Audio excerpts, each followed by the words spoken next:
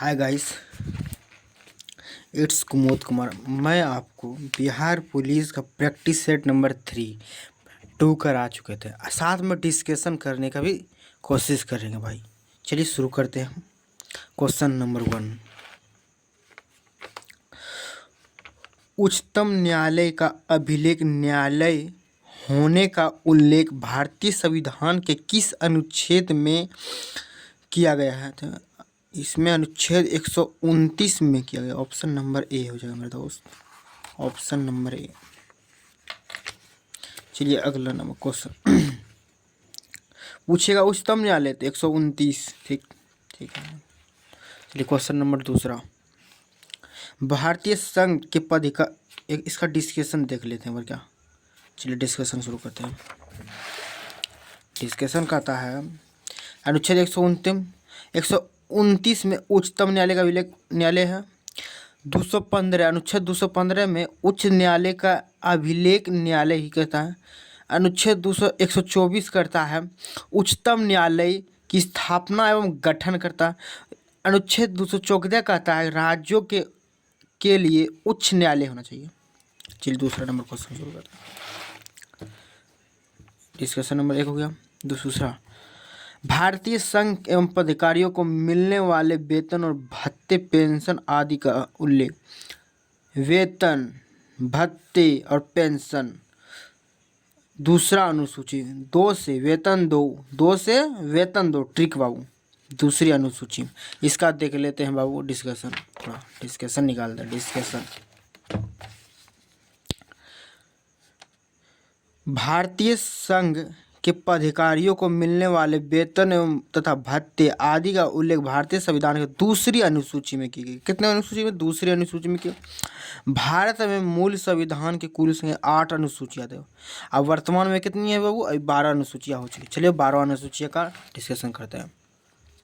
पहली अनुसूची में राज्यों, केंद्र शासित प्रदेशों नाम में उनके परिवर्तन का उल्लेख किया गया या सीमाओं। दूसरी नंबर, राष्ट्रपति, राज्यपाल या अध्यक्ष, सुप्रीम कोर्ट को न्यायाधीश एवं वेतन भत्ते के लिए किया। दूसरी याद रहे 2 से वेतन 2 याद रहे। तीसरी अनुसूची में विभिन्न पदाधिकारियों, मंत्री या सदस्य, न्यायाधीशों आदि के शपथ एवं प्रतिक्रिया। तीसरी नंबर शपथ का उल्लेख किया गया, शपथ ग्रहण का जिसको। चौथी अनुसूची में बाबू, चौथी अनुसूची में राज्यों, केंद्र प्रदेशों के लिए राज्यसभा का सीटों का आवंटन 4 से 4 चेयर सीटों का आवंटन हो जाएगा। 4 से सीटों का आवंटन। सीट का अंग्रेजी में क्या होता है? चेयर। चेयर में 4 चौथी अनुसूची में याद रखना मेरे दोस्त। पांचवी अनुसूची में देखते बाबू। पांचवी अनुसूची अनुसूचित क्षेत्रों के लिए अनुसूचित जनजातीय प्रशासन का नियंत्रण के बारे में, मतलब समझ रहे ना। छठी में असम, मेघालय, त्रिपुरा, मिजोरम राज्यों के जनजातीय क्षेत्र के प्रशासन के बारे में विशेष प्रावधान है छठी अनुसूची में। सातवीं अनुसूची में देखते बाबू, केंद्र और राज्यों के बीच शक्तियों का बंटवारे एवं संघ सूची एवं समवर्ती सूची में संबंधित 7वीं अनुसूची में। 8वीं अनुसूची देखते हैं। 8वीं अनुसूची बाबू, भारत की मान्यता प्राप्त एवं भाषाओं एवं वर्तमान में कितनी भाषा है बाबू? 22 भाषाएं। 22 भाषा का एक दिन ट्रिक लाएंगे वीडियो। चलिए एकदम, क्योंकि एक दिन में 1 घंटे में आपको याद करा कर भेजेंगे। 9वीं अनुसूची में भूमि सुधार, कुछ कानून में न्यायिक सीमाओं के संरक्षण संबंधित पहला संशोधन 1951 में किया गया था भूमि सुधार में। 9 से भूमि सुधार या 9 अनुसूची में भूमि सुधार। चलिए 10वीं अनुसूची में 10 से दल बदल कर दो बाबू। दल बदल 10 से दल बदल कर दो। दल बदल विरोधी कानून के संबंधित 52वां संविधान 1985 द्वारा जोड़ी गई थी। चलिए 11वां 6 5 11 पंचायती राज की शक्तियों का आधार एवं जिम्मेदारी 73वां संविधान संशोधन 1982 में जोड़ी गई थी बाबू। 12वीं अनुसूची लास्ट में चरण, नगर पालिकाओं की शक्ति का अधिकार और जिम्मेदारियां 74वां संविधान 1952 द्वारा जोड़ी गई थी बाबू। ये 12वीं अनुसूची याद रखना दोस्त। चलिए 2 नंबर डिस्कशन हो गया। चलिए तीसरी नंबर क्वेश्चन देखते हैं मेरे दोस्त। तीसरी नंबर देखते हैं हम। राजभाषा का उल्लेख भारतीय संविधान के किस भाग में है बाबू? राजभाषा भाग्य बाबू हो जाएगा ऑप्शन नंबर बी हो जाएगा। भाग 17 में राजभाषा का उल्लेख किया गया बाबू, राजभाषा का। चलिए इसका डिस्कशन करते हैं। 3 का राजभाषा का वर्तमान में कितने भाषा है? 22 भाषाएं, याद रखना दोस्तों मेरे। 22 हो। पहला नंबर संघ और उसका राज्य क्षेत्र। दूसरी में बाबू नगर, 2 से नगर, 2 किरण लेते हैं नगर, नगर ऐसे लिखते हैं तो नाग के तरह, नागरिक, 2 से नाग के तरह लगता है, 2 से नागरिकता, नागरिकता का प्रावधान। तीसरी अनुसूची में देखते हैं बाबू मौलिक अधिकार एवं समानता, मौलिक अधिकार। तीसरी अनुसूची में मौलिक अधिकार। 3 किरण लगते हैं बाबू इस टाइप के लिखते हैं। 3 किस टाइप के लिखते हैं? एगो चलिए व्हाइट पन्ना ले लेता हूँ, कहीं व्हाइट पन्ना मिल जाए। हाँ व्हाइट पन्ना है नहीं मेरे दोस्त। चलिए इसको छोड़िए, देखते हैं हम। हाँ ये रहे, ये देखिए दोस्त। तीसरी अनुसूची कैसे लिखते हैं बाबू? 3 लिखते हैं ऐसे, 3 लिखते हैं ना बाबू ऐसे। इसको अ बना सकते हैं बाबू, अधिकार ऐसे, अधिकार हो गया। तीसरी अनुसूची में मौलिक अधिकार। आज चौथी अनुसूची में देखते हैं बाबू, चौथी में देता राज्य और नीति निर्देशक तत्व। राज्य चौथी या कैसे याद रखो? 4 कैसे? राज्य और नीति निर्देशक तत्व चौथी। 4 का क देखता हूँ, 4 का क जिसे बोलते हैं 4 का ए भी बोल सकते हैं। क मैंने क्या था? मौलिक कर्तव्य।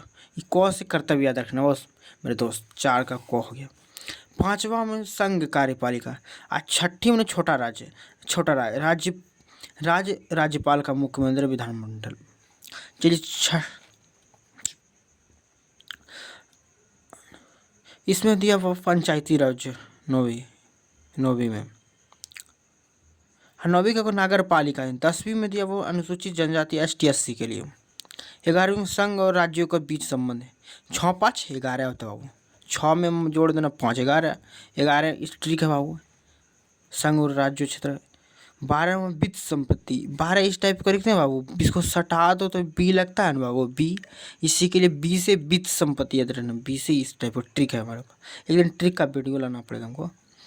चलिए 13 में देते हैं व्यापार एवं वाणिज्य। 13 इससे लिखते हैं बाबू, 13 से भी बी लगता है। 13 से इसको भी सटा दो तो बी, वी से व्यापार याद रखना, व्यापार 13। चाहिए 14 नंबर देखते हैं संघ और राज्यों के बीच अधीन सेवा। संघ और राज्य क्षेत्र के 14 नंबर। 14 का ए देखते, 14 का क जिसके बोलते हैं न्यायाधिकरण का करता है। 15 नंबर निर्वाचन, 15 से निर्वाचन, 15 नंबर बाबू निर्वाचन। 16 में कुछ वर्गों के संबंधी विशेष उपबंध दिया। 17 नंबर में बाबू राजभाषा को लेके। 18 नंबर में आपातकालीन उपाय। 19 नंबर प्रकीर्णन के बाबू। 20 नंबर संविधान संशोधन। 21 नंबर अस्थायी एवं संक्रमण काल का विशेष उपबंध। अब 22 नंबर में बाबू संक्षिप्त नाम प्रारंभ हिंदी में प्राधिकारी पाठ और नियंत्रण। चलिए बाबू 3 नंबर का डिस्कशन क्लियर हो गया। चलिए तीसरी नंबर खत्म हो गया। चलिए चौथा नंबर क्वेश्चन देखते हैं दोस्त। किस संविधान संशोधन द्वारा सरकारी समितियां शब्द को भारतीय संविधान में जोड़ा गया है? तो बाबू किसके संविधान तहत किस संविधान संशोधन द्वारा सहकारी समितियां शब्द किस भारतीय संविधान में जोड़ा गया? भारतीय संविधान में सहकारी समितियां कब जोड़ी गई था वो? 42वां, 44वां या 73वां या 97वां? बताइए दोस्त क्या हो जाएगा? 4 का ऑप्शन नंबर हो जाएगा 97वां। संविधान संशोधन 2011 तहत सहकारी समितियां जोड़े गए थे। चौथा का डी का ऑप्शन। चलिए इसका भी डिस्कशन देख लेते हैं। चौथा का डी है।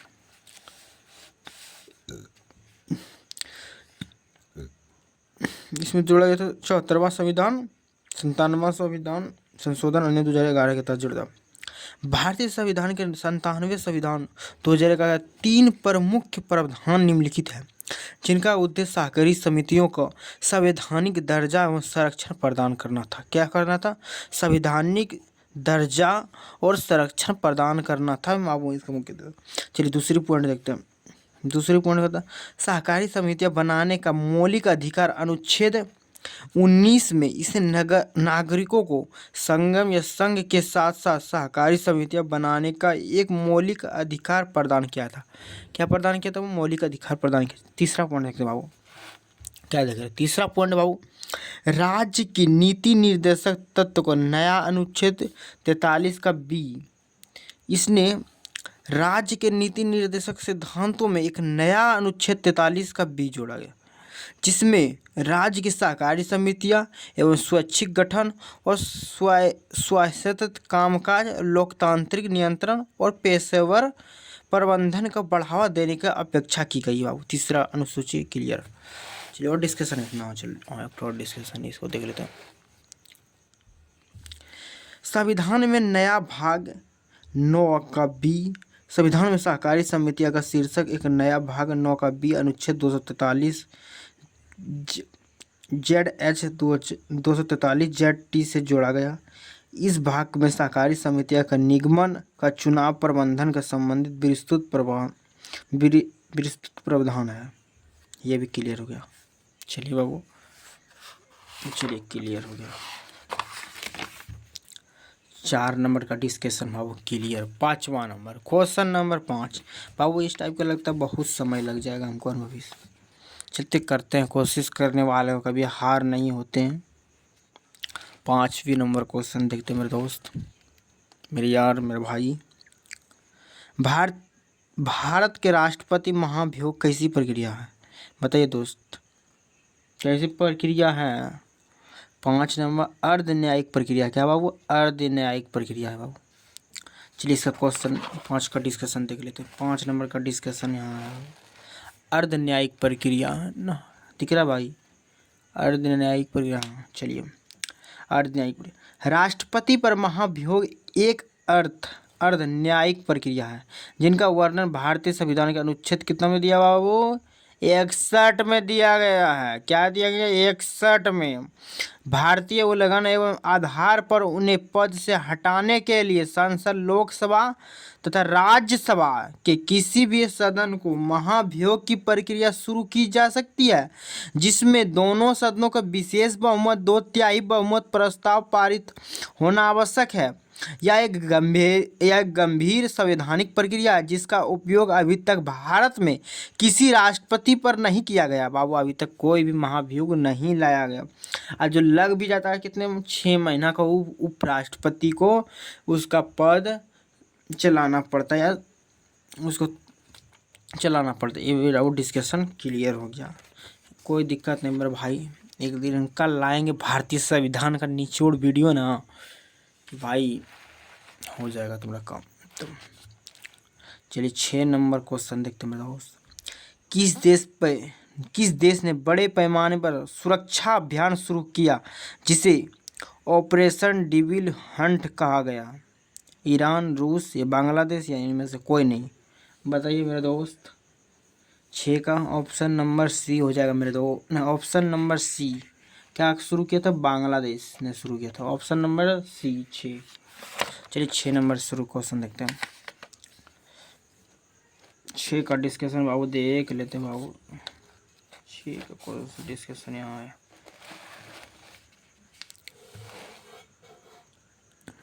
ठीक है, ऑपरेशन डेविल हंट एक बड़े पैमाने का सुरक्षा अभियान है जिसे बांग्लादेश सरकार ने शुरू किया था। कौन देश शुरू किया था बाबू? बांग्लादेश। याद रखना बड़े दोस्त। 1 पॉइंट समाप्त। इस अभियान का उद्देश्य है देश में सक्रिय आतंकवादियों, उग्रवादी या संगठित अपराधियों के नेटवर्क पर कठोर कार्रवाई करना। ठीक, दूसरी पॉइंट समाप्त। क्या करना है सर? नेटवर्क और अपराधी और कठोर कार्रवाई करना बाबू, यही 3 नियम है। बांग्लादेश में हाल ही में के लिए वर्षों में सुरक्षा चुनौतियों को एक कट्टरपंथी गतिविधियों की बढ़ी है जिनसे आतंक की स्थिरता को प्रभावित हुई। तीसरा पॉइंट भी समाप्त। चौथा पॉइंट कहता है इस ऑपरेशन के अंतर्गत सेना, पुलिस या अर्धसैनिक बलों के बीच समन्वय को मजबूत किया गया है, जिसके तहत सदस्य ठिकानों पर छापेमारी गिरफ्तारी के खुफिया निगरानी के इस अभियान के प्रमुख रहे हम। चलिए क्वेश्चन नंबर नहीं दिखता अभी। चलिए 5वां पॉइंट है, सरकार का लक्ष्य है कानून व्यवस्था का बहाल करना या नागरिकों की सुरक्षा के भावना का पैदा करना। लास्ट पॉइंट है, यह अभियान बांग्लादेश के राष्ट्रीय सुरक्षा नीति में शक्ति और जीरो टॉलरेशन की दृष्टि को दर्शाता है। अभी देख रहे हैं बाबू, बांग्लादेश में हिंदुओं को कैसे अत्याचार करता था बाबू। चलिए क्वेश्चन नंबर 7 पर देख लेते हैं। सेवा के अधिकार का अवधारणा सर्वप्रथम किस देश से प्रारंभ हुआ बाबू? ब्रिटेन, भारत या अमेरिका, चीन। चलिए क्वेश्चन नंबर 7 का आंसर बताइए मेरे दोस्त।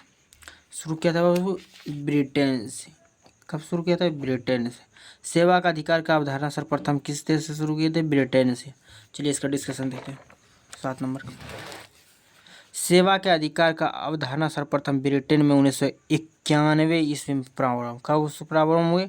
1991 ईस्वी में प्रारंभ हुई। कब प्रारंभ हुई मेरे दोस्त? 1991 में प्रारंभ हुई। इसका लक्ष्य भ्रष्टाचार को कम करना। इसका लक्ष्य क्या है? भ्रष्टाचार को कम करना एवं पारदर्शिता को बढ़ावा दे, नागरिकों का समय पर अवधारणा एवं सेवाएं जैसे कि लाइसेंस प्रमाण पत्र करने के लिए अधिकार देना चाहिए। और ये दूसरा पॉइंट भी समाप्त।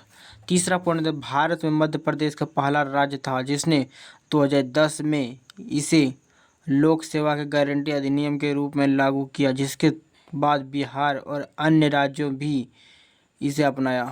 चलिए लास्ट पॉइंट तक लास्ट पॉइंट देता है, क्या नागरिकों को भी सरकारी सेवाओं के लिए सशक्त बनाता है और अधिकारी को समय पर सेवा प्रदान करने के लिए जवाबदेह ठहराता है, अन्यथा दंड का प्रावधान है।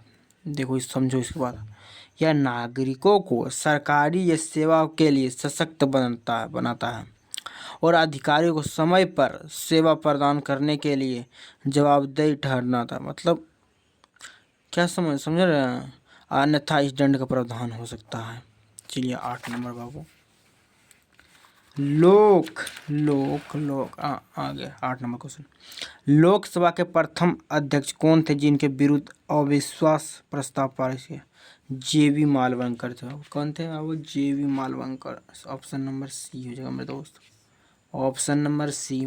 8 का ऑप्शन नंबर सी। चलिए कोई इसका डिस्कशन होता है। जीवी मालवणकर, याद रखना 8 नंबर। हाँ आ गया। 15 दिसंबर 1954 को आचार्य जेबी कृपलानी के सहित विपक्ष 21 सांसदों द्वारा लोकसभा के प्रथम अध्यक्ष जीवी मालवण के विरुद्ध अविश्वास प्रस्ताव लाया गया, परंतु 18 दिसंबर 1954 को लोकसभा द्वारा इस प्रस्ताव को अस्वीकृत कर दिया गया। क्या कहेंगे? अस्वीकृत कर दिया। चलिए क्वेश्चन नंबर 9 को देखते हैं। क्वेश्चन नंबर कहता है सुमिलित कर देना बाबू। क्वेश्चन नंबर 9 को क्या बोलता है? सूची 1 से सूची 2 को सुमिलित कीजिए। क्या बोल रहा है? सूची 1 सूची 9 नंबर यहाँ है भाई, 9 नंबर यहाँ, 9 नंबर क्वेश्चन। चलिए, निम्नलिखित में से किस समिति के आयोग न्याय पंचायतों के लिए गठन की सिफारिश थी? कौन थे बाबू? ALM सिंधवी समिति थी बाबू, ALM सिंधवी। या 9 का आंसर हो जाएगा B number. Question number, Ashok Mehta समिति थे बाबू न्याय पंचायतों के लिए गठन की सिफारिश। कौन था? अशोक मेहता समिति। चलिए इसका डिस्कशन देख लेते हैं। 9 नंबर का डिस्कशन, क्वेश्चन नंबर 9 का डिस्कशन, अशोक मेहता समिति न्याय पंचायतों के गठन की सिफारिश की थी। 1977 ईस्वी में पंचायती राज व्यवस्था के पर झुकाव देने के लिए गठित अशोक मेहता समिति ने वर्ष 1978 ईस्वी में अपनी रिपोर्ट को प्रस्तुत की थी, जिसमें से पंचायती राज्य के लिए त्रिस्तरीय प्रणाली के स्थान पर दो स्तरीय प्रणाली की प्रस्तुत किया अशोक मेहता। चलिए इसका भी प्रमुख समितियाँ उनके प्रावधान का देख लेते हैं। बलवंत राय मेहता समिति 1957, बलवंत राय मेहता समिति 1957। इसका मुख्य सिफारिश त्रिस्तरीय पंचायती राज ग्राम क्षेत्रीय और जिला स्तर पर स्थापना की, जिसने लोकतांत्रिक विकेंद्रीकरण कहा गया है। लोकतांत्रिक विकेंद्रीकरण कहा गया। प्रभाव है, इसी सिफारिश के आधार पर भारत के पंचायती राज की शुरुआत हुई। इसी सिफारिश के आधार पर भारत के पंचायती राज की अशोक मेहता समिति 1977। अशोक मेहता समिति 1977। मुख्य सिफारिश के दो स्तरीय पंचायती राज में जिला परिषद और मंडल पंचायती राज संस्थाओं को संवैधानिक दर्जा देने की मांग की। अब देखते हैं हनुमत राव समिति 1983 और जीवी के राव समिति 1985 दोनों देखते हैं। जीवी के राव 1985।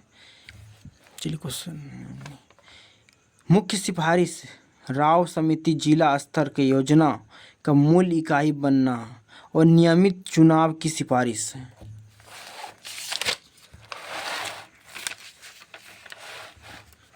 लग रहा है मेरा दोस्त आज बहुत टाइम हो जाएगा। चलिए कर लग चुकी है तलंग मंजिल में, अब ठोकरे कहते हैं मारा जाएगा, खुद को आग में झोंक लेंगे। अब चलिए शुरू करते हैं। ALM सिंधवी समिति 1986। ALM सिंधवी समिति 1986। मुख्य सिफारिश पंचायतों को संवैधानिक दर्जा और अधिक वित्तीय संसाधन और शक्तियों को प्रदान करना तथा न्याय पंचायतों के गठन एवं की सिफारिश करना। ये भी खत्म।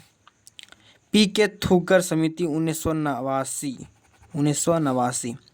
मुख्य सिफारिश पंचायतों को संवैधानिक दर्जा देने के लिए समर्थन है, जिसने बाद में संशोधन का मार्ग प्रशस्त किया गया। कलम नहीं चल रहा भाई? हाँ चल रहा।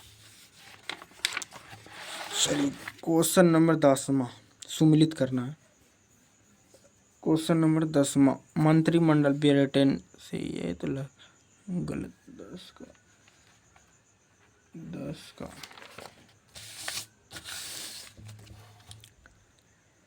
ये नंबर आंसर।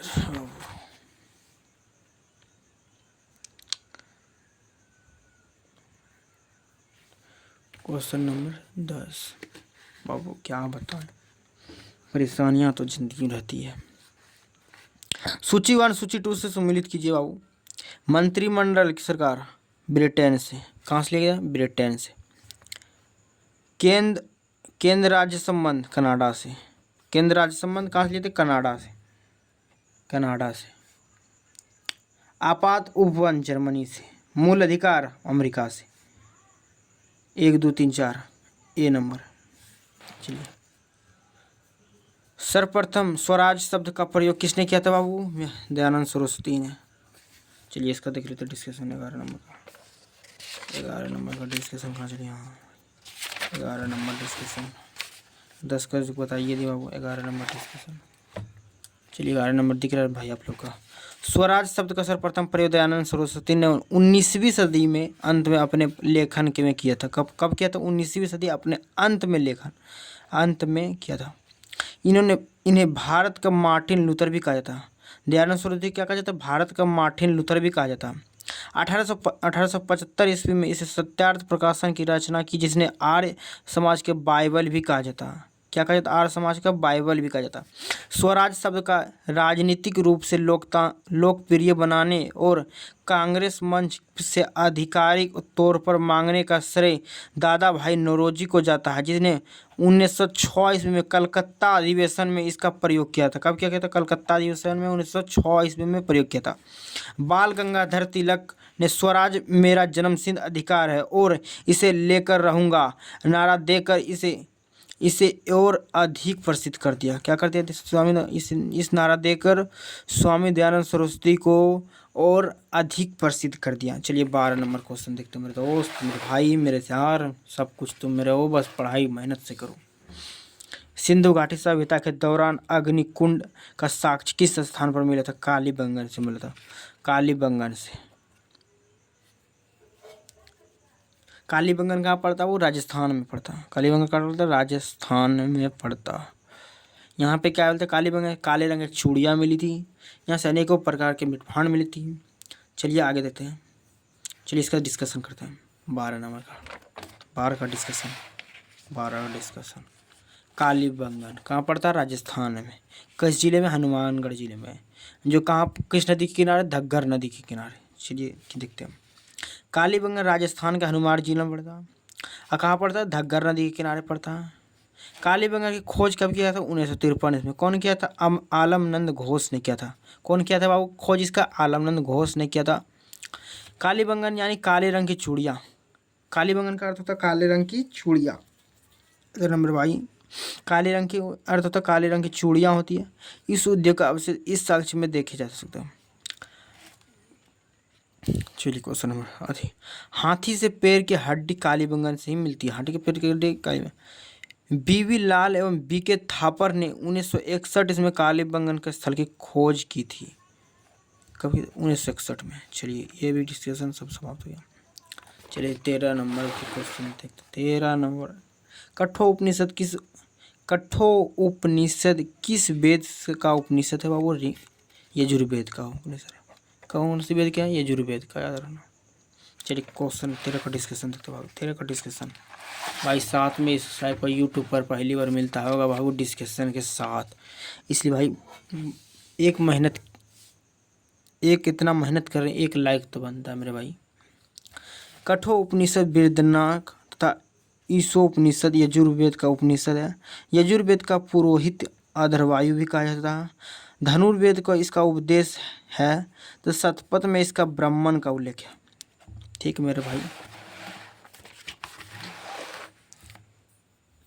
14 नंबर क्वेश्चन मेरा भाई। 14 नंबर तो देखते भाई। 14 नंबर कहाँ है? 14 नंबर दिख रहा है भाई आप लोग। किस देश के सहयोग से राजा महेंद्र प्रताप ने काबुल में अंतरिम सरकार स्थापना की? वो जर्मनी में। कहाँ की? वो जर्मनी में। चलिए इसका डिस्कशन होता है। 14 का जर्मनी है।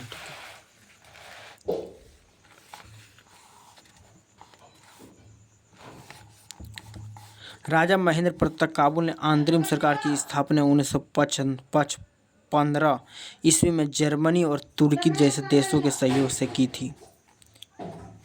कौन देश से किए थे? जर्मनी और तुर्की। जर्मनी और कौन से देश? तुर्की से की थी। 1915 ईस्वी में राजा महेंद्र प्रताप ने काबुल के अंतरिम सरकार की स्थापना जर्मनी के सहयोग से की थी। अंतरिम कौन से सहयोग? जर्मनी के सहयोग से। इसका मुख्य उद्देश्य प्रथम विश्व युद्ध को ब्रिटिश शासन के खिलाफ भारत के आज़ादी के लिए अंतर्राष्ट्रीय समर्थन की जुटाना था। चलिए इसका डिस्कशन क्लियर हो गया। चलिए 15 नंबर क्वेश्चन भाई मेरा। 15 नंबर क्वेश्चन देखते हैं। पहली बार पृथक पाकिस्तान का निर्माण का प्रस्ताव कब पारित किया गया था बाबू? कब पारित किया था बाबू? यहाँ बताओ रे। 1940 में पारित किया। कब किया गया था? 1940 में पारित किया गया। चलिए इसका डिस्कशन 15 नंबर। हाँ 15 का डिस्कशन। 1940 में मुस्लिम लीग के लाहौर अधिवेशन 1940 में पहली बार अलग अलग पाकिस्तान का निर्माण का प्रस्ताव पारित किया गया था। मुस्लिम लीग ने 23 मार्च 1947 को पाकिस्तान को दिवस के रूप में मनाया था। कब? 22। चलिए 15 हो गई क्लियर। 16 निम्नलिखित में से किसे मराठों का मैकियावेली कहा गया? क्या कहते हैं? मराठों का मैकियावेली कहा गया। बताइए क्वेश्चन नंबर 16 का। मराठों का मैकियावेली क्या कहते हैं? नाना फड़नवीस को कहा गया था। चलिए इसका डिस्कशन 16 का डिस्कशन। नाना फड़नवीस का मूल नाम बालाजी जनार्दन भानु था। कौन? नाना फड़नवीस का मूल नाम क्या था? बालाजी जनार्दन भानु था। जो जेम्स ग्रांट डफ ने इन्हें मराठों का मैकियावेली भी कौन कहा करता था? मराठों का मैकियावेली कौन कहा था बाबू? जेम्स ग्रांट डफ ने मराठों का मैकियावेली कहा था। मराठों का मैकियावेली कहा था बाबू। चलिए 17 नंबर क्वेश्चन। 17 नंबर दास प्रथा का अंत किस गवर्नर जनरल को शासनकाल के दौरान किया गया था?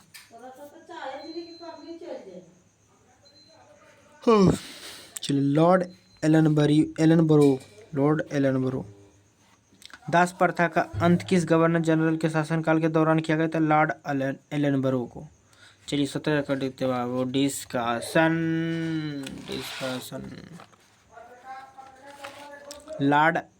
लॉर्ड एलनबरो भारत में दास प्रथा का अंत 1886 एक्ट भी के 5 के तहत किया गया था। इस समय भारत के गवर्नर जनरल लॉर्ड एलनबरो थे, जिनका कार्यकाल 1842 से 1844 तक 2 साल तक चला था मात्र भाई लॉर्ड एलनबरो।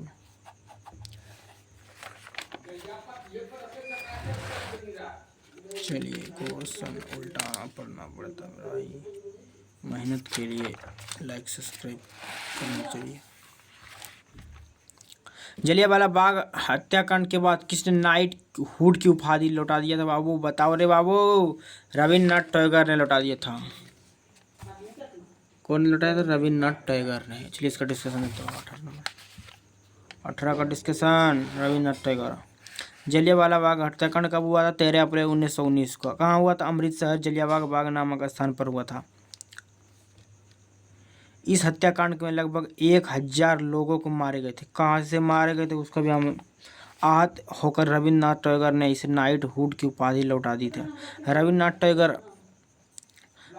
टैगोर यह उपाधि साहित्य के थे। उनके योगदान के लिए 1915 ईस्वी में ब्रिटिश राजा जॉर्ज पंचम द्वारा की गई थी। दोनों डिस्कशन साथ में क्लियर। चलिए 19वां क्वेश्चन देखते हैं। 19 नंबर। मेरे भाई मेहनत करो भाई, बहुत टूटना पड़ता है। निम्नलिखित में से बेमेल की पहचान करिए। बेमेल की पहचान करना होगा 19 का ऑप्शन नंबर हो जाएगा। महात्मा गांधी, राजा राठौर, ज्ञानी जैल सिंह एकता स्थल नहीं, मोरारजी देसाई अवैघट, शंकर दयाल शर्मा चित्रा भूमि। ये हो जाएगा option number D for Devsena. चलिए 20 नंबर इसका डिस्कशन देख लेते थोड़ा सा। 19 का डिस्कशन शंकर दयाल शर्मा चित्रा भूमि से हो जाएगा बाबू। शंकर दयाल शर्मा दिख रहा ना बाबू? हाँ दिख तो रहना चाहिए। हाँ ठीक है। शंकर दयाल शर्मा का स्थल नाम कर्मभूमि है तथा BR अम्बेडकर के समाधि स्थल का नाम से चित्रा भूमि जाता। महात्मा गांधी राजा राजघाट, लाल बहादुर शास्त्री विजय घाट, चौधरी चरण सिंह किसान घाट, राजीव गांधी वीर भूमि, जवाहरलाल नेहरू शांति वन, इंदिरा गांधी शक्ति स्थल, संजय गांधी शांति वन, मोरारजी देसाई अभय घाट और डॉक्टर शंकर दयाल शर्मा कर्म भूमि। और देख रहे भाई मेरे भाई डिस्कशन पूरा होगा। डिस्कशन आज पूरा कंप्लीट होगा सेट नंबर 3 का। कहते हैं लग चुकी है तलंग मंजिल में, ठोकरे कहते हैं मारा जाएगा, खुद को आग में झोंक लेंगे। डॉक्टर राजेंद्र प्रसाद महार प्रयाण घाट, गुलजारीलाल नंदा नारायण घाट, KR नारायण उदय भूमि, VV नरसिंह राव PV घाट, BR अम्बेडकर चैत्य भूमि, कृष्णा। ये इम्पोर्टेंट बात याद रखना, इम्पोर्टेंट। कृष्णकांत निगम बोध घाट, ज्ञानी जैल सिंह एकता स्थल, जगजीवन राम समता स्थल, देवीलाल संघर्ष स्थल, चंद्रशेखर जनजायक स्थल, RK गुजराल स्मृति स्थल। चलिए 20 तक हो चुका है क्लियर। आज हम 20वां नंबर क्वेश्चन करेंगे। क्या करा 20 नंबर दिख रहा ना भाई आप लोग को? चलिए भाई शुरू करते। केंद्रीय बजट 2025 से 26 के अनुसार मखाना किसानों को सहायता प्रशिक्षण सहायता प्रदान करने के लिए किस राज्य में मखाना बोर्ड की स्थापना की गई चाहिए? क्या किस बोर्ड में स्थापना की गई बाबू? बिहार में है बाबू। हाँ अपना बिहार में याद रखें मेरे भाई। चलिए इसका भी डिस्कशन कर लेते हैं।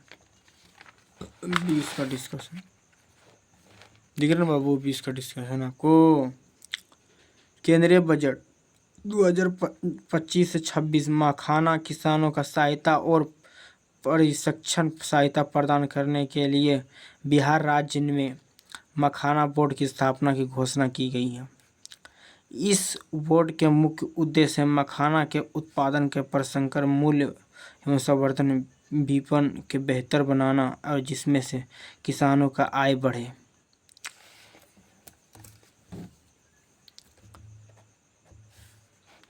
बोर्ड किसानों सहकारी योजना का लाभ दिलाने और तकनीकी सहायता से उपलब्ध कराने के लिए काम करेगा। इस पहल के मखाना क्षेत्र में संगठित किसानों होगा और छोटे किसानों का आर्थिक स्थिति भी मजबूत होगी। बिहार देश में मखाना उत्पादन का सबसे बड़ा केंद्र और इसलिए बोर्ड यहाँ पर गठन क्रांति के रूप में महत्वपूर्ण है। इससे बिहार के मखाना किसानों का प्रशिक्षण, मार्केटिंग की सहायता से मूल्य संवर्धन अवसर मिलेगा। चलिए 20 नंबर क्लियर हो गया क्वेश्चन। चलिए 21वां नंबर,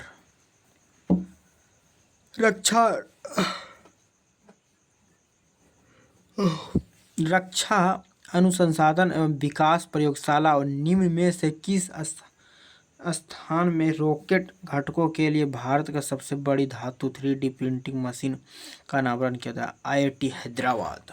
कहा गया था? IIT Hyderabad. Option number D हो जाएगा। इसका डिस्कशन देख लेते हैं। 21 का discussion, IIT Hyderabad, IIT Hyderabad. चलिए दोस्त मेरा, यह भारत में रक्षा अनुसंधान का विकास प्रयोगशाला DRDL, Indian institution of technology Hyderabad ने मिलकर रॉकेट घटकों के लिए एक देश के सबसे बड़ी 3D प्रिंटिंग मशीन का अनावरण किया। ये क्लियर डिस्कशन। यह printing machine DRDO institution academia centre of the acceleration DICOE में विकसित की गई। मशीन अत्याधुनिक पाउडर और आधारित डायरेक्टर एजेंसी एवं सिफारिश तकनीक का उपयोग करते हैं जो बड़े पैमाने और जटिल मेटल घटकों का निर्माण में सक्षम है।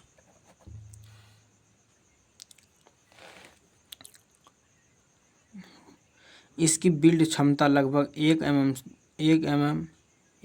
गुना 3 mm, जिसमें से आज भारत की सबसे बड़ी मेटल 3D प्रिंटिंग में से एक बन जाती है।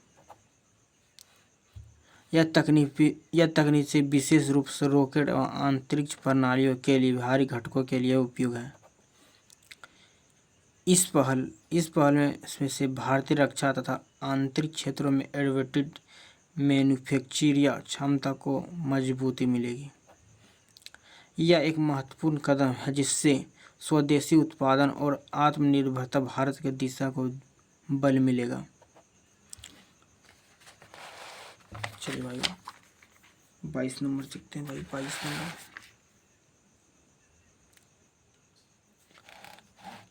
22 नंबर क्वेश्चन नंबर 22, निम्न में से किसने 67वें वार्षिक ग्रैमी पुरस्कार में त्रिवेणी के लिए बेस्ट न्यू एज एमोटेंड या चैंट एमवे श्रेणी के तहत ग्रैमी पुरस्कार जीता?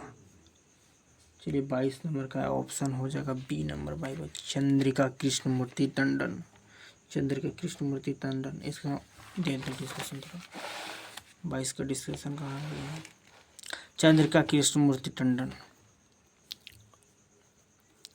भारतीय अमेरिकी नागरिक और उद्यमी चंद्रिका टंडन ने अपने एल्बम त्रिवेणी के लिए 67वें वार्षिक ग्रैमी पुरस्कार 2025 में बेस्ट न्यू एज एमेलिसा चैलेंज एमेलिसा की श्रेणी में ग्रैमी पुरस्कार जीता।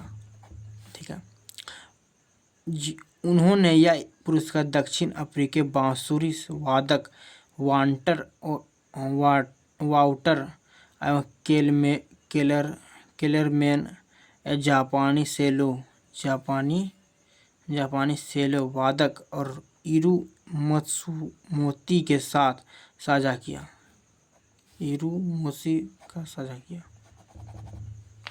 चलिए 23 नंबर क्वेश्चन देता हूँ भाई। 23 नंबर में भाई 23 दिख रहा भाई 23। हाँ 23, निम्नलिखित में से घटनाओं का सही कालक्रम सुनिए। सही कालक्रम ढूंढना है भाई। सही कालक्रम क्या हो जाएगा भाई? 23 का हो जाएगा, पहले आएगा अगस्त प्रस्ताव इसके ये आएगा, उसके बाद 4 आएगा, 4 के बाद 1 आएगा, 1 के बाद 3 आएगा। ये हो जाएगा option number A. Option number A 24 number देखते हैं क्या। 23 के बाद डिस्कशन देखिए, 23 का डिस्कशन। अगस्त प्रस्ताव, अगस्त प्रस्ताव 1940 में, व्यक्तिगत सत्याग्रह 1940 में, क्रिप्स मिशन 1942 में, भारत छोड़ो आंदोलन 1942 में। चलिए 23-24 का देखिए क्वेश्चन नंबर 24। निम्नलिखित में से किस रंग के प्रकाश का पौधों वर्णन द्वारा होता है? तो बताइए बाबू, पौधों किस रंग से प्रकाश का पौधों द्वारा तीव्र अवशोषण होता है बाबू? तीव्र अवशोषण किसमें होता है बाबू? तीव्र अवशोषण नीला तथा एवं लाल दोनों में होता है। नीला लाल, नीला लाल। ऑप्शन नंबर सी हो जाएगा मेरे भाई, ऑप्शन नंबर सी। चलिए इसका डिस्कशन करते हैं। 25 का, 25 नीला और लाल ना हो। 24 नंबर क्वेश्चन किए था, 24 नंबर क्वेश्चन नहीं किया है ना। पहले 24 नंबर, ये क्वेश्चन छूट रहा है। 24 नंबर क्वेश्चन देखता हूँ। किस बोध संगीत के दौरान अभिधम पिटक की रचना की गई थी बाबू? किस धम पर अभिधम पिटक पूछे थे बाबू? तृतीय बोध संगीत। अभिधम पिटक पूछे तो तृतीय बोध संगीत है। लिखित में किस रंग का प्रकाश पौधों द्वारा तीव्र अवशोषण होता है? तय नीला और लाल, नीला और लाल। चलिए इसका दोनों डिस्कशन देखते हैं साथ में। 24 का डिस्कशन देखते हैं। तृतीय बोध संगीत 250 ईसा पूर्व के दौरान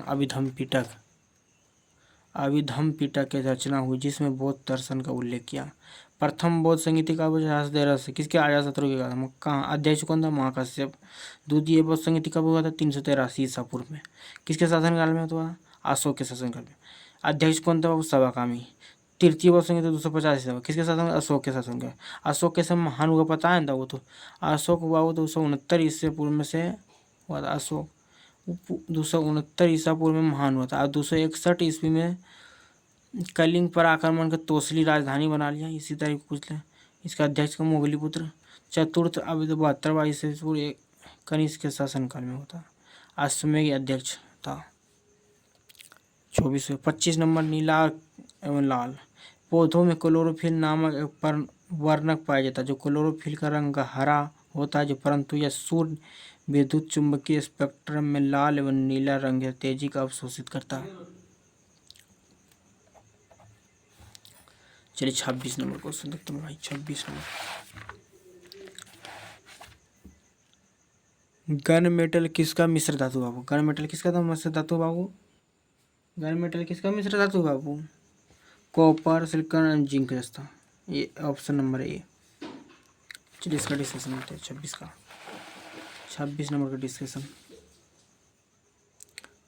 गन धातु जिसे बोलते कॉपर 88%, 10% और जिंक धातु। चलिए मिश्र धातु का प्रमुख देख लेते हैं।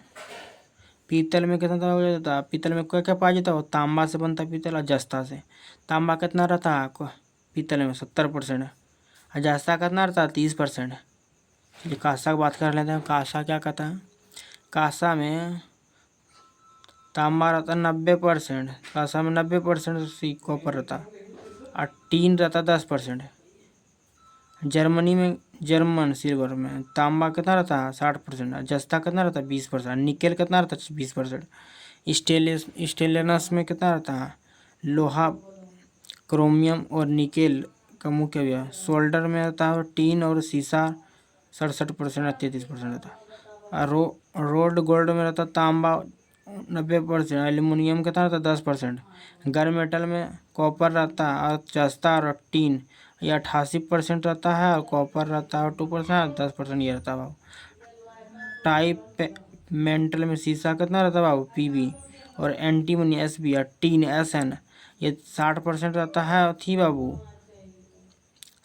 अथी हाँ एंटीमनी। और पीबी रहता है बाबू 30%, जिसको पीबी किसे बोलते हैं बाबू? शीशा को ही पीबी बोलते हैं। एसपी को किससे बोलते हैं बाबू? एंटीमनी को एसबी को 10% रहता है। याद रखना पर भाई। और डिस्कशन है इसका लंबा क्या? नहीं अब नहीं होना चाहिए, नहीं। चलिए 27 नंबर क्वेश्चन देखते बाबू। 27 नंबर, चश्मे के लेंस किस कांच से बने होता है बाबू? किस कांच के बने रहते चश्मे के लेंस? क्रूक्स कांच के बने रहते बाबू, क्रूक्स कांच के। क्रूक्स का option number C, option number C रहेगा। चलिए इसका डिस्कशन देखते हैं बाबू। ऑप्शन नंबर सी का डिस्कशन। क्रूस कांच चश्मे के लेंस क्रूस कांच के बने होते हैं। यह मुख्यतः दुर्लभ मृदा तत्व ऑक्साइड की जैसे सीरियम ऑक्साइड जैसे CO2 है। चलिए तो पानी पी लेते थोड़ा सा। किस चीज से मतलब क्रूस कांच का बनता है? चश्मे में लेंस क्रूस कांच के बने होते हैं। यह मुख्यतः दुर्लभ मृदा तत्व के ऑक्साइड जैसे सीरियम ऑक्साइड CO2 है। अब इसका देखते हैं प्रमुख कांच और उनके उपयोग। सोडा लाइम कांच, सिलिका सोडा ऐसे चूना, बोतलें, जारा या खिड़कियाँ सामान्य टेबलेसर सबसे आम प्रकार का।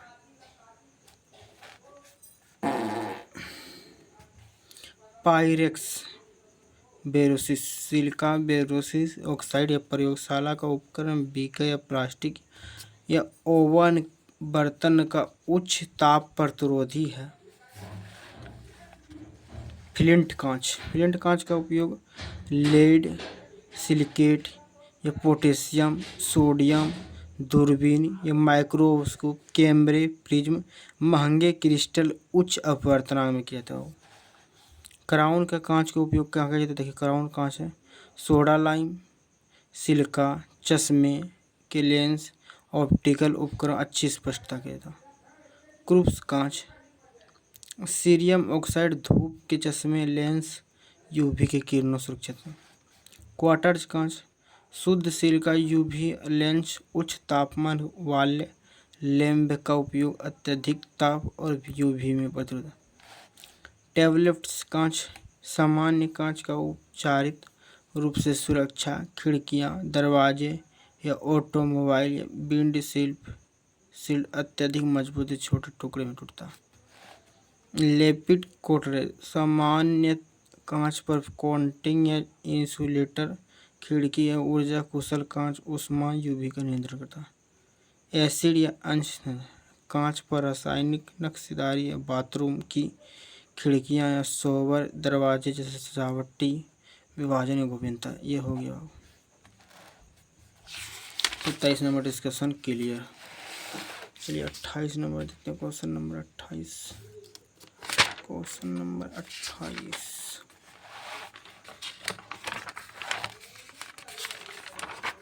क्वेश्चन नंबर कितना होगा? 28 चलेगा ना। निम्न में से कौन सही नहीं है पूछ रहा। 28 नंबर क्वेश्चन कर रहा कौन सही नहीं है?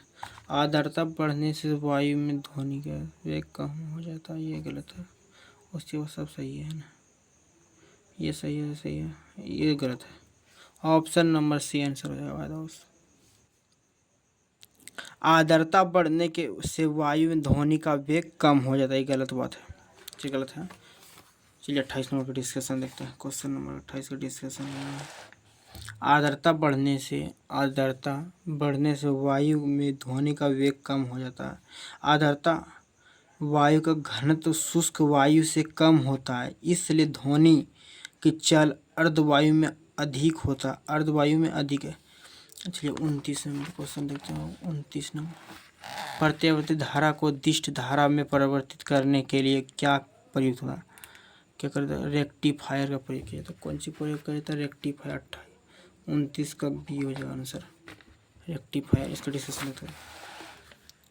आर्द्र वायु घनत्व का एसी और डीसी में परिवर्तित करने वाली युक्ति को रेक्टिफायर, एसी और डीसी में परिवर्तित करने वाली रेक्टिफायर कहा जाता कहते हैं। यह एक वैद्युत युक्ति है जिसके लिए रेक्टिफायर का प्रयोग लाया जाता है। यह उपकरण हम देखते हैं उपकरण और ऊर्जा रूपांतरण। यह उपकरण ऊर्जा रूपांतरण करता है। डायनेमो का यांत्रिक ऊर्जा को विद्युत ऊर्जा में बदलता है। विद्युत मोटर क्या करता है? विद्युत मोटर और विद्युत ऊर्जा को यांत्रिक ऊर्जा में बदलता है। और सौर सेल क्या करता है? वो सौर सेल प्रकाश ऊर्जा को विद्युत ऊर्जा में, सौर सेल क्या करता है? प्रकाश ऊर्जा को विद्युत ऊर्जा में बदल देता है। अब माइक्रोफोन क्या करते हैं, माइक्रोफोन ध्वनि ऊर्जा को विद्युत ऊर्जा में बदलता है। माइक्रोफोन क्या करते हैं, ध्वनि ऊर्जा को विद्युत ऊर्जा में बदलता है। माइक्रोफोन क्या करते थे बाबू, ध्वनि ऊर्जा को विद्युत ऊर्जा में। लाउड स्पीकर विद्युत ऊर्जा को ध्वनि ऊर्जा में, लाउड स्पीकर विद्युत ऊर्जा को ध्वनि ऊर्जा। विद्युत बल्ब किसका बदलता है, विद्युत बल्ब फिलामेंट का बदलता है, विद्युत ऊर्जा को प्रकाश ऊर्जा में बदलता है। विद्युत बल्ब क्या करते हैं, विद्युत ऊर्जा को प्रकाश ऊर्जा में बदलता था। एलईडी लाइट का विद्युत ऊर्जा को प्रकाश ऊर्जा में बदलता है। हीटर का विद्युत ऊर्जा को उष्मा ऊर्जा में बदलता है। हीटर क्या बोलता है, विद्युत ऊर्जा को उष्मा ऊर्जा में बदलता है। फोटो वोल्टिक तथा प्रकाश ऊर्जा को विद्युत ऊर्जा में बदलता है। मोमबत्ती क्या है, रासायनिक ऊर्जा को उष्मा ऊर्जा में बदलता है, उष्मा ऊर्जा में बदलता है। याद रखना मेरे दोस्त, मेरे भाई, मेरे सोना। चलिए 30वां नंबर क्वेश्चन देखता हूँ। 30 नंबर क्वेश्चन नंबर 30। चलिए 30 नंबर क्वेश्चन मेरे भाई। लग चुकी है तलंग मंजिल में, ठोकरे कहते हैं मारा जाए, खुद को आग में झोंक लेंगे। सिल्वरनाइट निम्न में से किसका अयस्क है, सिल्वरनाइट किसका अयस्क है बाबू। आंसर हो जाएगा ए नंबर, सोना। सोना को सिल्वरनाइट का अयस्क भी कहा जाता है। चलिए इसका डिस्कशन देखते हैं। 30 नंबर का डिस्कशन। सोना, केल्विनाइट एवं सिल्वरनाइट दोनों सोना प्रमुख अयस्क है। दोनों प्रकार के सोना अयस्क, धातु और अयस्क दिखते हैं। एल्युमिनियम का अयस्क क्या बाबू, बॉक्साइट, कोडम और करलाइट, ये 3 गो है एल्युमिनियम का। लोहा का हेमेटाइट, मैग्नेटाइट और सीडेराइट और लिमोनाइट। तांबा का वो copper, pyrite, cuprite, malachite. Zinc जस्ता का बाबू जिंक जस्ता का जिंक ब्लेड, केलामाइन, जिंकाइड। सोडियम का Chile saltpetre, borax. Potassium का कार्नाइट हो जाएगा बाबू, पोटेशियम का हो जाएगा कार्नाइट। मैग्नीशियम का बाबू हो जाएगा मेरोनासाइट या डोलोमाइट या कॉर्नेलाइट। सीसा का लेड या गेलेना। चांदी का अर्जेंटीना या हॉट सिल्वर भी कहा जाता है। सोना का कोलबेराइट या नॉटिकल गोल्ड भी कहा जाता है। टीना का कैसेटाइरेट भी कहा जाता है। मैग्नीज का पायरोलूसाइट भी कहा जाता है। अब पारा का सिनेबार भी कहा जाता है। चलिए 31 नंबर क्वेश्चन देखते हैं बाबू। 31 नंबर को आंसर क्वेश्चन देखते हैं। 31 नंबर इसका हो जाएगा सोना आंसर, सिल्वरनाइट का सोना। 31 नंबर सुमेलित करना है बाबू, क्या करना है, सुमेलित करना है। लाइपेज किसका बनता है, वसा विघटन के एंजाइम। 1 का 4 बी। क्रिप्सन किसका, प्रोटीन पाचन का, क्रिप्सन प्रोटीन पाचन का। एमाइलेज कार्बोहाइड्रेट का। ऐसे बचा कौन सी बचेगा, इरेप्सिन तो पॉलीपेप्टाइड हो जाएगा 2 नंबर, डी का 2। इसका आंसर हो जाएगा ए नंबर। इसका डिस्कशन तक लेगा, कोई डिस्कशन बोल रहा है क्या, 31 नहीं 22 देना। 32 नंबर,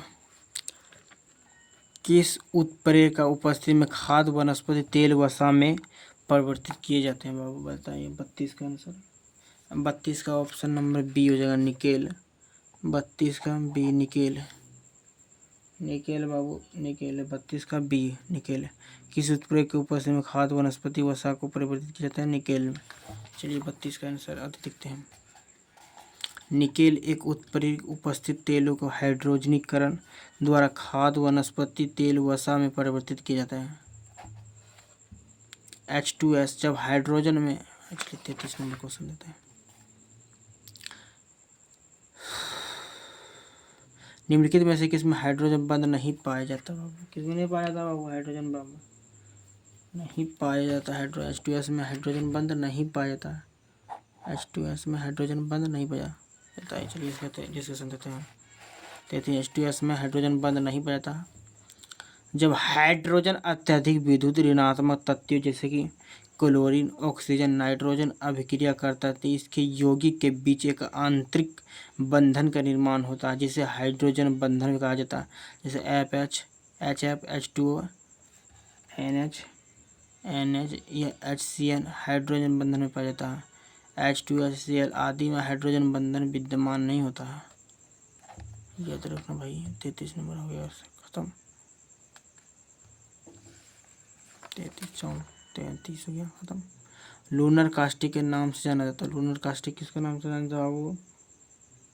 34 का सी ऑप्शन नंबर आएगा। 34 का C lunar caustic silver nitrate के साथ लूनर कास्ट जाता है। Lunar caustic silver nitrate C number 34 का सी लूनर का silver nitrate. Silver nitrate AgNO3 का होता है। इसका रासायनिक नाम AgNO3 लूनर कास्टिक के नाम से भी जाना जाता है। इसका उपयोग मतदान के समय मतदाताओं को उंगली पर लगाई जाने वाली स्याही जो बनाने में किया जाता है। जो हम लोग वोट देते हैं उसमें लूनर कास्टिक का उपयोग किया जाता है। चलिए 34 खत्म। 35वां नंबर आ गए क्वेश्चन।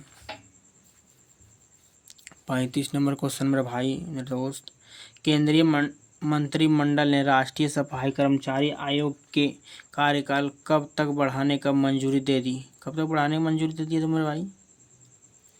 35 का आंसर हो जाएगा ऑप्शन नंबर डी, 31 मार्च 2028 तक दे दिया। 31 मार्च 2028 तक। 31 मार्च 2028 चलिए इसका डिस्कशन करते हैं। 30 नंबर क्वेश्चन का डिस्कशन। 31 मार्च 2028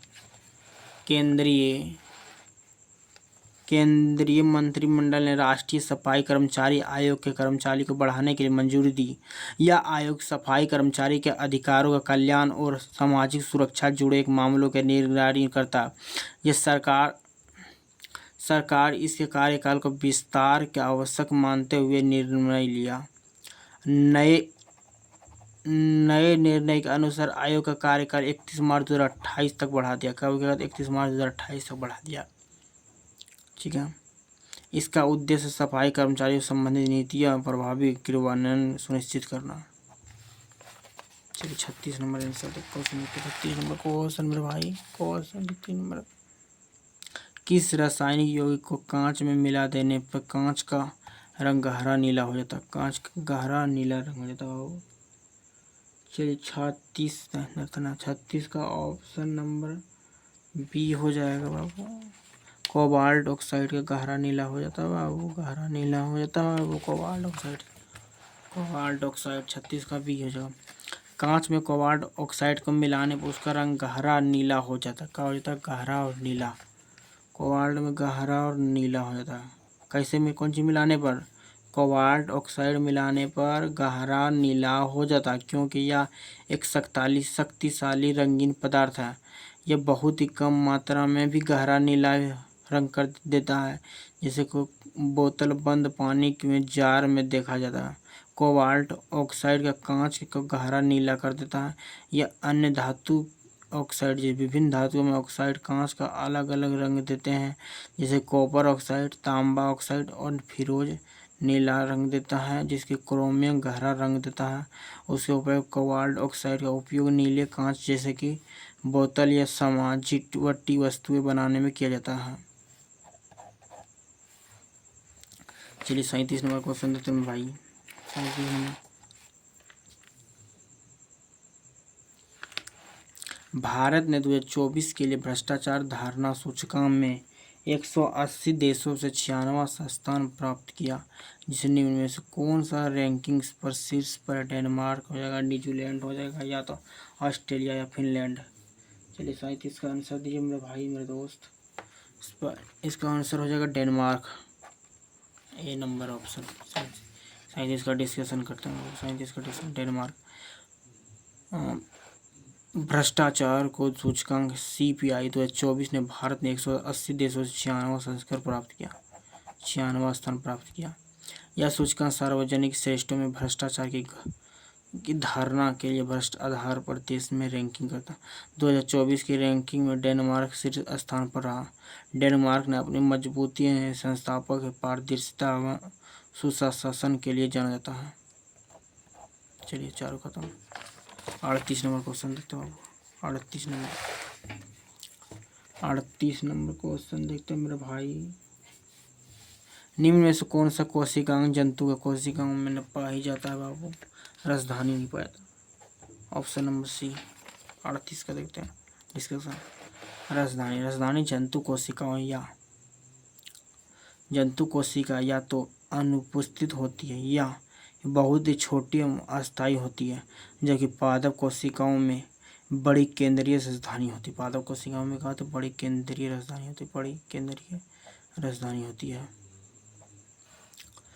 तारकाव्य यह एक मुख्य रूप से जंतु कोशिकाओं में पाया जाता है। किस रूप में पाया जाता है? जंतु कोशिकाओं में पाया जाता है और कोशिका विभाजन में मदद करता है और पादप कोशिकाओं में नहीं करता। चलिए गोल्ड काय यह पादप और जंतु दोनों कोशिकाओं में पाया जाता है। पादप और जंतु दोनों कोशिकाओं में पाया जाता है। तीसरा लाइसोसोम ये जंतु कोशिकाओं में पाए जाते हैं, जबकि पादप कोशिकाओं में इनका कार्य अवसर केंद्रीय राजधानी द्वारा किया जाता है। 39 नंबर देखते हैं बाबू। 39 नंबर कौन सा एंजाइम वसा में वसीय अम्ल का ग्लिसरॉल में परिवर्तित कर देता है बाबू? कौन सा एंजाइम बाबू? इसमें तो पिक्स में से कोई नहीं दिख रहा है भाई। चलिए ऑप्शन नंबर डी फॉर देव से न मार देते हैं। उपयुक्त में से लाइपेज यह मुख्य रूप से लाइपेज मुख्य एंजाइम और वसा या ट्राइग्लिसरॉल का ग्लिसरॉल और फैटी एसिड तो तोड़ता है जिससे उनका अवशोषण हो सके। एमाइलेज या स्टार या कार्बोहाइड्रेट में पाया जाता है। ट्रिप्सिन या प्रोटीन को पचाने में मदद करता है। पेप्सिन या पेट में प्रोटीन को पाचन में शुरुआत करता है। चलिए सब खत्म, ये भी डिप्रेशन खत्म। 40 नंबर क्वेश्चन देते हैं भाई।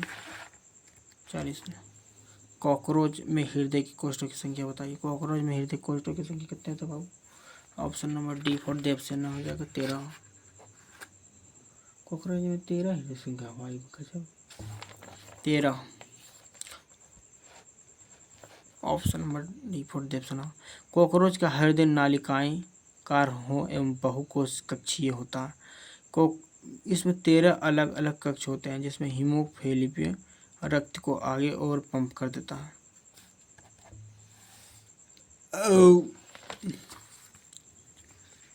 41 नंबर क्वेश्चन देखते हैं। रक्त विषाणु में प्लेटलेट्स के जीवन काल होता है।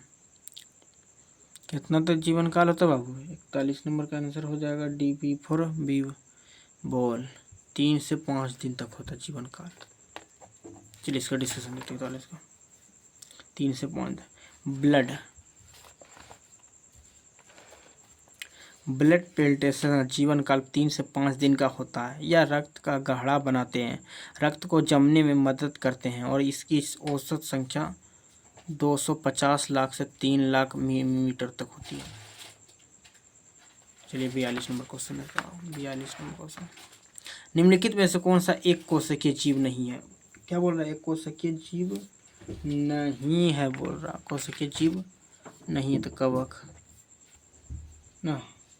42 का सी। चलिए इसे डिस्कशन देते हैं। कवक है। अधिकांश कवक बहुकोशिकीय जीव है। हालांकि या ईस्ट जैसे कुछ अपवाद एक कोशिकीय भी होते हैं। बहुकोशिकीय कवक जैसे कि मोल्ड या मशरूम जैसे जटिल संरचनाएं होती है जिन्हें हाइपेज कहा जाता है। पैरामीशियम एक कोशिकीय यूकेरियोटिक जीव है जो प्रोटिस्टा जगत से संबंधित रखता है। प्रोटिस्टा जगत से संबंधित रखता है। क्लैमिडियम मोनास एक कोशिकीय हरा शैवाल है। क्या है? हरा शैवाल है। जीवाणु प्रोटिस्टा जीव है। यह मुख्य रूप से एक कोशिकीय होते हैं। क्या होते हैं? कोशिकीय होते हैं। चलिए 43 नंबर क्वेश्चन नंबर 43।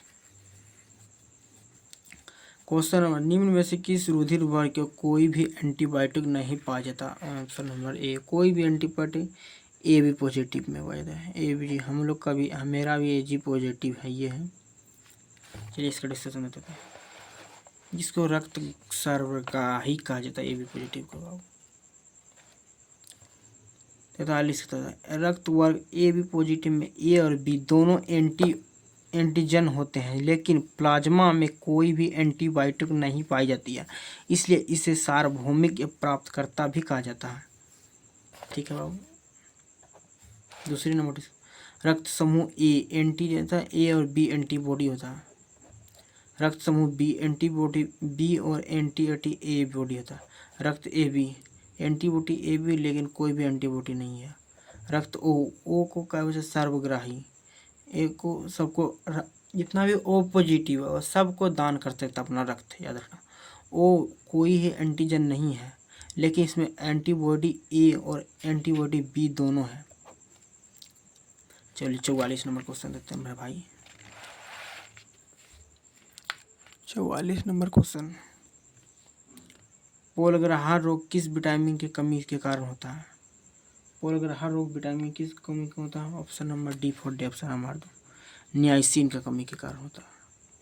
नियासिन 44 का, जिसका डिस्कशन होता है नियासिन। हाँ, पोलग्राहा रोग नियासिन विटामिन B3 की कमी के कारण होता है। यह त्वचा पाचन तंत्र को, तंत्रिका तंत्र को प्रभावित करता है। इसका मुख्य लक्षण 3D या डेमेटाइस या डायरिया भी डेमेटाइस होते हैं। इसका उपचार नियासिन या सप्लीमेंट्स से किया जाता है।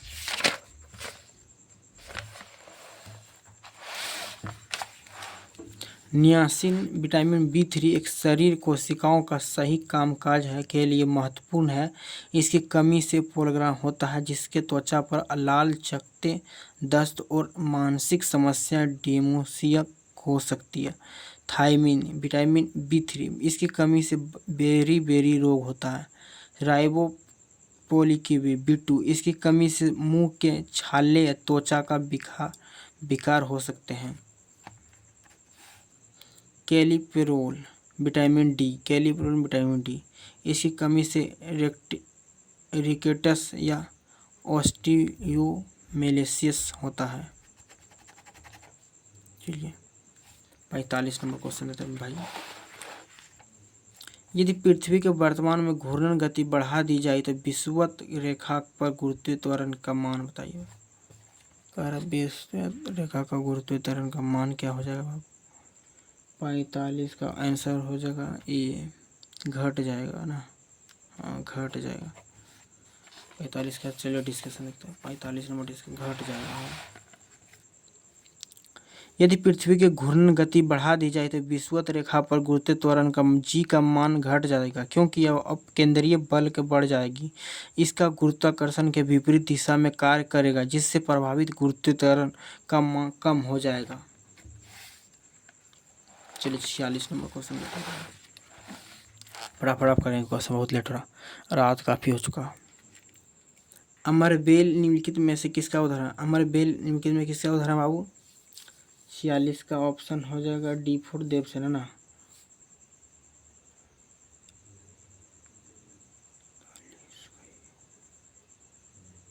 छियालीस का बाबू का जो D4 देवसेना ना। हाँ, परजीवी हो जाए। अमरबेल में किसका उदाहरण? परजीवी का, परजीवी 46 का परजीवी। हाँ सही है।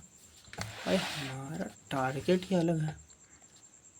अमरबेल एक परजीवी पौधा है। इसमें क्लोरोफिल नहीं होता है, जिसके कारण से यह प्रभावी संश्लेषण द्वारा अपना भोजन स्वयं नहीं बना सकता है। ठीक है, यह भोजन और पानी के लिए पूरी तरह से अन्य पौधों पर, मेजबान पौधों पर निर्भर करता है, जिनसे यह विशेष संरचनाओं, जिन्हें चूसकांग भी कहा जाता है, के माध्यम से पोषक तत्व अवशोषित करता है। स्वपोषी जीवन होते हैं जो प्रकाश संश्लेषण द्वारा अपना भोजन स्वयं बनाते हैं, जैसे कि अधिकांश हरे पौधे। अमरबेल ऐसा नहीं कर सकता है क्योंकि इसमें क्लोरोफिल नहीं होता। परपोषी वह पौधा है या जीव होता है जिस पर परजीवी आश्रित होता है। अमरबेल में खुद को परजीवी न करके परपोषी कहते हैं। मृतजीवी जीव वे होते हैं जो मृत सड़ते हुए कार्बनिक पदार्थों को पोषक तत्व प्राप्त करते हैं, जिसे कवक, मशरूम, अमरबेल जीवित पौधे को पोषक तत्व लेते हैं। चलिए क्वेश्चन नंबर 47 देते हैं। Question number